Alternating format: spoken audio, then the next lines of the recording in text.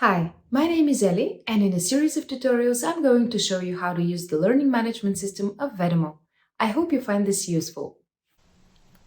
The polls section in the LMS allows you to create polls with different types of questions that will improve your interaction with your students. The polls menu is accessible by everyone in your subdomain, but different accounts have different access. Organization and admin accounts can see a list of all the polls. Teachers can only see the polls that they have created, and students can only see the results. To see the polls already created or create a new one, click on the Polls List submenu.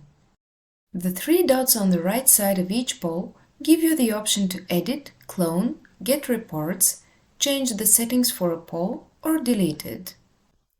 To create a new poll, click on the plus Create Poll button.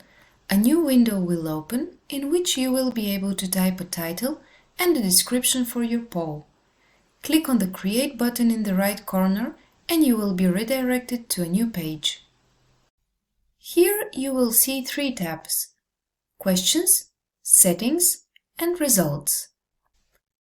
To add a question, go to the Questions tab and then click on the plus question button on the right.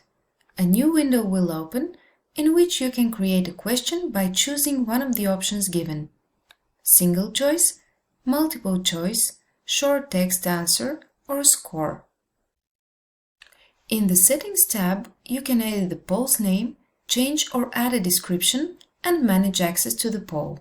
You can allow users that are not registered in your academy to answer the poll. For this, send them the link shown in the poll URL box.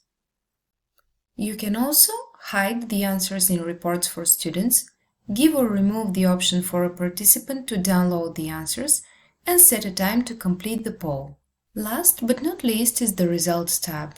In this tab you can see all the results for a particular poll.